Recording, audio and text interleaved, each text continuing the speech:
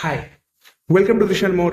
আমি দৃষ্টান্ত, আর এই ভিডিওতে আমি রিভিউ করবো রেড টু। তাহলে চলো শুরু করি।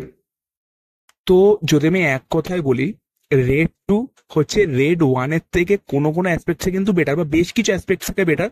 আবার কিছু কিছু জায়গায় রেড ওয়ান একটু এটাকে ওভারল্যাপ করে দেয়। আর ওভারঅল দেখতে গেলে রেড টু রেড ওয়ানের থেকে একটা বেটার ফিল্ম, ঠিক আছে। এবার আমি যদি একটু কথা বলি, একটু গভীরে গিয়ে কথা বলি, তাহলে আমি বলবো এখানে প্রচুর পজিটিভ পয়েন্ট আছে এবং কিছু নেগেটিভ পয়েন্ট আছে। আগে আমি আসবো পজিটিভ পয়েন্ট গুলোতে। ফার্স্ট পজিটিভ পয়েন্ট হচ্ছে রাইটিং। এর বেসিক স্টোরি, এর স্ক্রিন প্লে, দুটোই একদম স্ট্যান্ড আউট। এবং এর রাইটিংটাই এই সিনেমাটাকে রেড ওয়ানের একটা পারফেক্ট সিকুয়েল বানাচ্ছে, ঠিক আছে, বা পারফেক্ট সাকসেসর বানাচ্ছে। অ্যান্ড শুধু একটা এনগেজিং টান টান স্ক্রিন প্লে নয়, এখানে প্রত্যেকটা ক্যারেক্টারকে যেভাবে লেখা হয়েছে, তাদের নিজস্ব যে আর্ক গুলো, তাদের নিজস্ব যে ইম্পর্টেন্স গুলো, সেগুলোকেও খুব ভালোভাবে লেখা।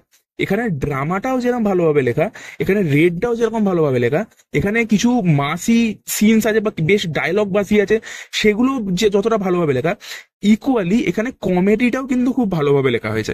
যে কারণে এখানে ড্রামা বলুন, এখানে ওই মাসি ডায়লগ বাসি সিনগুলো বলুন, বা কমেডি বলুন, প্রত্যেকটা জিনিস কিন্তু খুব ভালোভাবে এখানে ওয়ার্ক করে।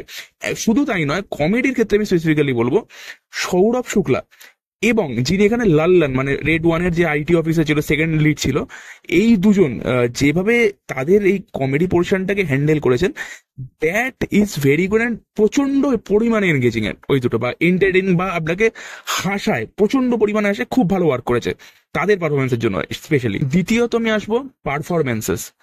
এখানে রিতেশ দেশমুখ যা পারফর্ম করেছে ভাই as an antagonist, mind blowing. কোথাও কোথাও অজয় দেবগানকেও মানে তাকে টপকে দেয় পারফরমেন্সের ক্ষেত্রে। যদিও অজয় দেবগানের এখানে একটা প্রবলেম হয়ে গেছে, যে তার বেশ কিছু সিনেমা আগে, মানে বেশ কিছু ইদানিং যে সিনেমাগুলো দেখছি, তার পারফরমেন্সটা মানে বলতে গেলে একটু মানে একই ধরনের হয়ে যায়। তার লুকস এবং পারফরমেন্সেস দুটোই একটু এক ধরনের হয়ে যাচ্ছে। তিনি, যদিও তিনি খুব ভালো অ্যাক্টর, তিনি তার চোখ দিয়ে অ্যাক্টিং করেন, বাট স্টিল তার বডি ল্যাঙ্গুয়েজ বা ডায়লগ ডেলিভারি, ঠিক আছে, সেটা প্রায় সিমিলার হয়ে যাচ্ছে। ওটাকে একটু চেঞ্জ করা দরকার। বাট রিতেশ দেশমুখ যেভাবে হ্যান্ডেল করেছেন তার ক্যারেক্টারটা, মাইন্ড ব্লোয়িং। একটা পারফেক্ট কোল্ড মাইন্ডেড ক্রিমিনাল যেরকম হওয়া উচিত, প্লাস একজন পলিটিশিয়ান, প্রপার পলিটিশিয়ান, সেটা এখানে রিতেশ দেশমুখ কিন্তু প্লে করেছেন, আর খুব ভালোভাবে প্লে করেছেন।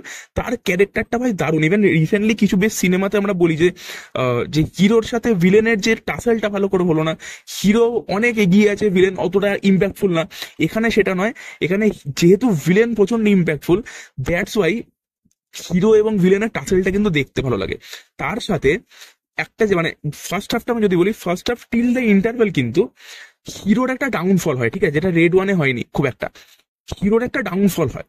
ওই ডাউনফলটার কারণে সেকেন্ড হাফে যখন হিরো বাউন্স ব্যাকটা করছে, যদিও সেখানে একটা একতরফা ব্যাপার চলে এসেছে, ওটা নিয়ে আমি পরে কথা বলবো, বাট যেহেতু ওই ইন্টারভেল একটা ম্যাসিভ ডাউনফল হয়, দ্যাটস ওয়াই সেকেন্ড হাফে যখন হিরো বাউন্স ব্যাক করে, সে তার বুদ্ধি খাটায়, ওইটা কিন্তু ইকুয়ালি ইম্প্যাক্টফুল হয় এবং আমাদের ধরে রাখে, আমরা ইন্টারেস্টেড হিরো দেখার জন্য। এবং ক্লাইম্যাক্সে যখন তার পুরো রেডটা কমপ্লিট হয়, যখন হিরো জিতে যায়, পুরো হল কিন্তু কালকে হাততালি দিয়েছে। হল প্রায় 70% অকুপাইড ছিল, হল হাততালি দিয়েছে কালকে ক্লাইম্যাক্সে গিয়ে। তার সাথে background score, Amit Trivedi I think background স্কোরটাও দিয়েছে এখানে, খুব ভালো, প্রচন্ড ইম্প্যাক্টফুল, প্রত্যেকটা সিনকে যথেষ্ট এলিভেট করে অ্যান্ড এনগেজিং করে।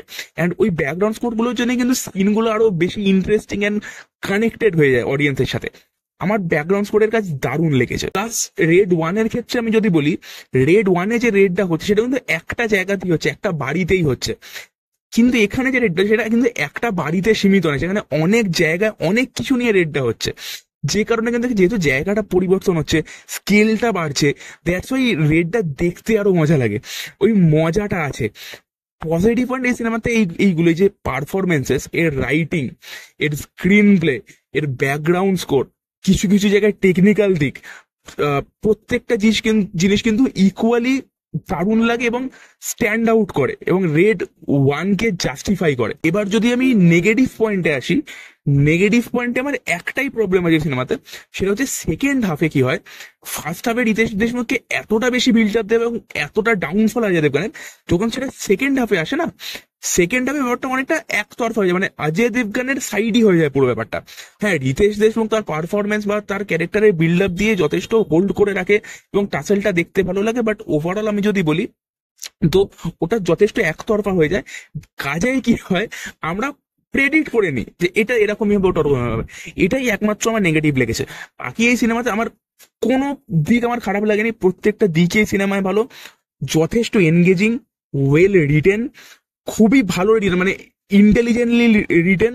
এখানে পারফরমেন্সেস খুব ভালো, ডায়লগস খুব ভালো, অ্যান্ড যে লিড ক্যারেক্টার তার উপরই অনলি ফোকাস নেই, তার যে বাকি কলিগসরা আছে তাদের ওপরও ফোকাস আছে। ইভেন ভিলেন, শুধু ভিলেনের ওপরই না, তার মা এবং তার ভাই তাদের ওপরেও ফোকাস আছে।